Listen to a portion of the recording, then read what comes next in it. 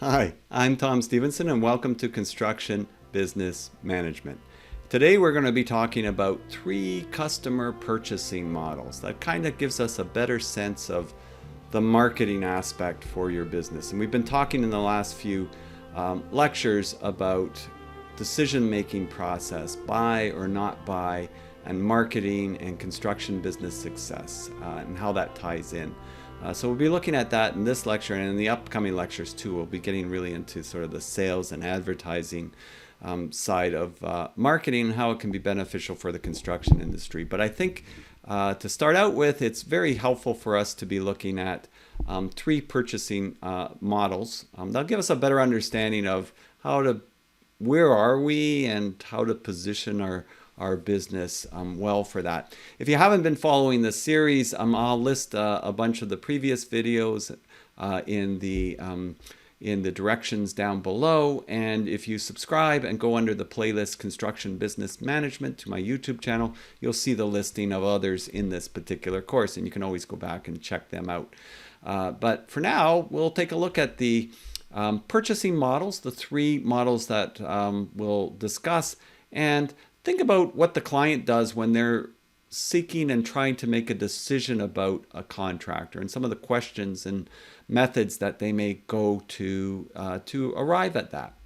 So the 3 purchasing models are: 1, the Marshallian model; 2, the Vitonian social psychology model; and 3, the Hungarian organizational factors model. And they kind of, you got to look at the mindsets of the purchasers. So none of them works in all conditions, right? And so each one has its specific kind of purpose or area. And I'll try to apply it to construction where possible.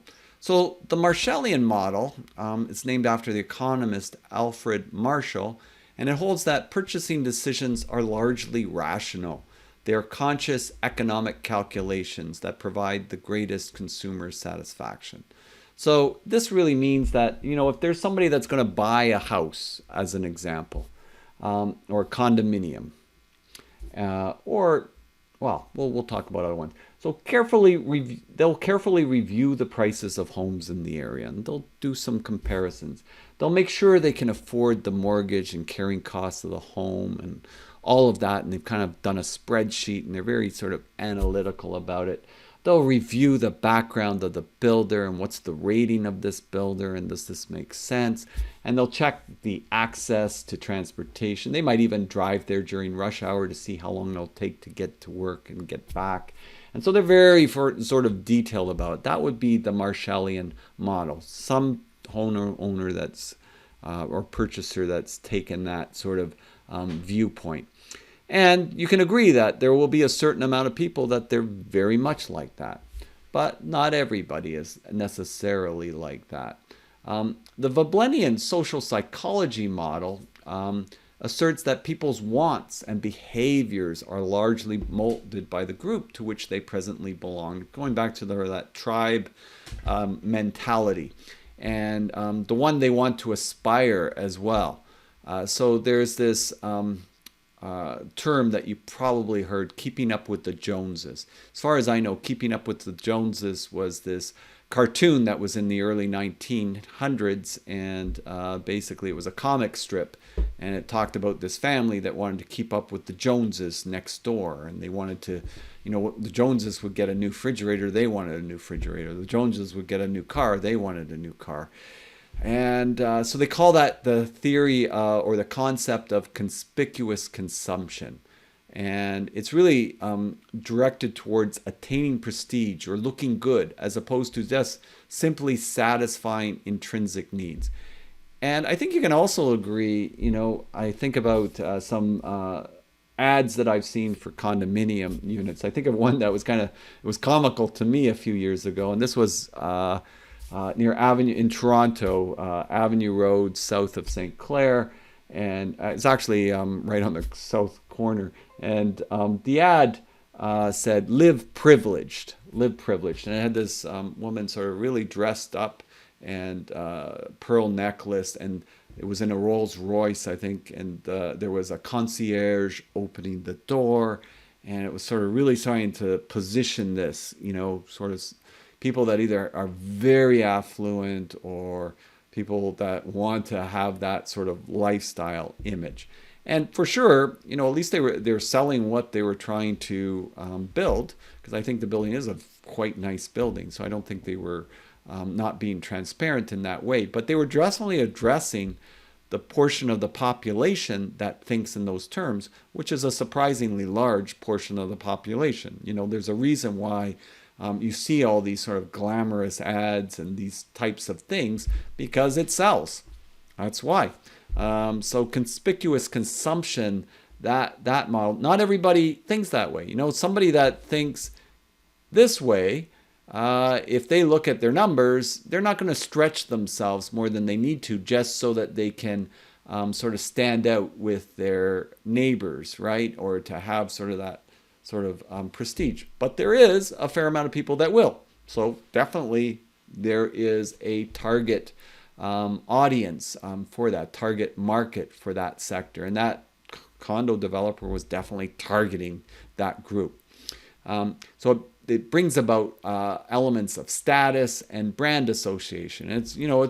It's why, as I said in a previous video, why somebody might get an iPhone. I fall prey to it as well, right? I've got an iPhone here too, and so it's why that might fall prey, because I could have got a less expensive phone. So it's also about kind of the brand and the ecosystem that you've been brought into, and it's kind of an ecosystem when I'm mentioning that. Or somebody wants a Mercedes, right? It has a certain sort of cachet with it. I was at a home builder conference a number of years ago, and they had one of the senior vice presidents from Harley Davidson. And there's, you've heard different things about Harley Davidson. One, you've heard that, well, it's loud because people know, at least when you come beside, when a Harley's beside you, you hear it, so you're not going to change lanes and crash into them. So it's a much safer vehicle. So that's why they have the loud vehicles. He said, that's not why we have the loud vehicles. We have the loud vehicles so you're at a light and the guy's revving the motorcycle. The guy on the motorcycle or the woman on the motorcycle are saying, look at me, look at me. They want to get attention. It's same thing with a lot of the fast cars. They're very loud and they make that sort of backfiring noise. It's look at me. It's to give attention. Well, that sells to a certain element of the population. On top of that, Harley Davidson, as an example, they build a whole ecosystem where it's like a community, like a tribe in that community. And that is a big selling feature for people that want to associate with that community. So that's why it's got such high brand recognition. And I've seen builders and developers sort of associate with a certain brand recognition. They may only target high-end particular clients. So that's the only type of projects that you'll see that they tend to associate with. Not always. Again, that's a certain niche and a certain way of associating with it. So that's the Veblennian social psychology model compared to the Marshallian model.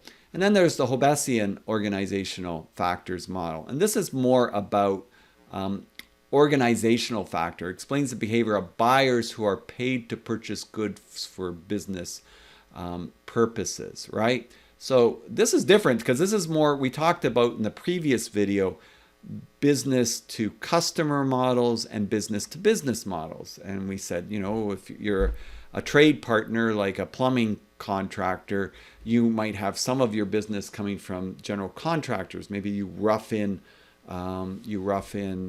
new buildings, but at the same time, maybe you have direct relationships with clients, individuals, maybe homeowners, that sort of thing. So that's a business to customer as opposed to a business to business. Well, the Hobbesian is looking business to business, so it's just business to business. And what is it that influences those buyers? And I really think it's helpful when you use this model to think about, well, what's going to satisfy their needs? What exactly? Look at it really. Okay, so this is a facilities manager and they're getting a lot of maintenance projects done. Well, they want to make sure that when you come in, you don't disrupt the workplace. You come in and you do your work and you leave with as little disruption as possible. If you provide that for them, that's a big plus. They're going to want to work with you in the future, because when you disrupt the workplace, it causes them a lot of stress. So I'm this facility manager. I don't want stress. I want somebody that's going to come when they say they're going to come, do what they say they're going to do, and follow the guidelines that we give them so that it's safe and it's not disruptive. You do all those, you check all those boxes, you've got a client for a long time, right? So that's the nice thing about the Hobesian. You can really get a lot of work by just following and understanding what's influencing the buying of the purchaser for business purposes.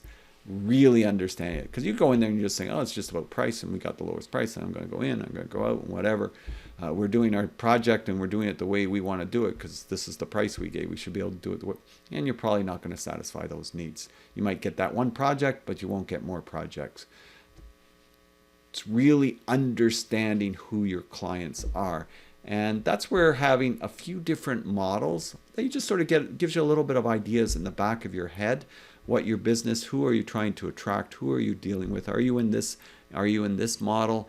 Are you in this model, right? And this model might be looking very much at a lot of different factors and providing and answering the questions in those particular areas, right? So I find it's very helpful from a simplistic point of view of looking at that. And then also understanding of consumer decision-making processes. This is tying with the Marshallian or the Vitonian in a lot of ways, but it can tie to a lot of customers. It can even tie to business if you want to look at it. It just might be worded a little bit differently. And you can break it down for yourself depending on what sector it is that you're trying to target. So I can't effectively tell you for each different type of construction business here, but I can say that you can kind of go through this process to try to come up with these points that gives you a better understanding of how a consumer in your sector makes a decision. And then you really have to position yourself so that you can be right there when they want to make that decision, so you are their decision. So put yourself in their shoes, carefully answer the following question on how to go about hiring someone.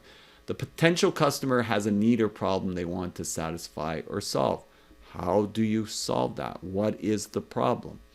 How will they search for information to form the basis of a decision? Like, where are they going to look? How are they going to, you're them, where would you look? Ask some friends, how would they look? Get a lot of different points of view. Go online, investigate it. So you have to figure out the different ways that they're going to potentially search. And that can help you to address the marketing plan, what you want to focus in on. What's expensive? What's not so expensive? Where am I going to get the best ROI, return on my investment, that we discussed before in previous videos? So you can always go to the YouTube channel and check on that under the Construction Business Management playlist. They may ask friends or relatives if it's individual consumers. I want to do a renovation on my house or something like that. If it's in the business sector and I'm a facilities manager, I may ask some colleagues that are in other colleges. Who do you use? Because you get to know each other, because you're usually involved in different associations and networking and those kind of things.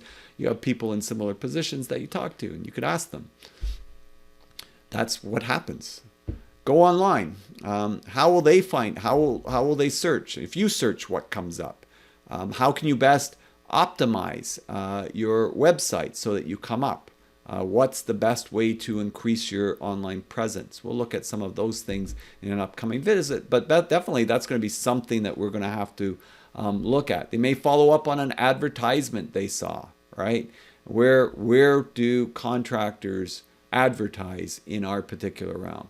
And there's a whole list of different ways that we can potentially do it. But again, it depends on the sector and what we're trying to do.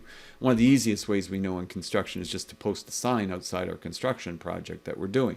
And that fits for every kind of construction: institutional, commercial, industrial, residential, infrastructure, highways, roads, etc. Cheap advertising, right? Because we can just put up a sign where we're doing the work. How will they evaluate the information? So maybe they're Marshallian. How do they really take that in, and what are they looking at, and what kind of data, and are we satisfying that data that would make them want to go with us instead of somebody else? So what's really the final deciding factor to purchase, right? And what are those determining factors? And will they choose us? Or why would they choose a competitor? Is it in our introduction? Is it in our selling process? Is it in the negotiation process? What is actually turning that over?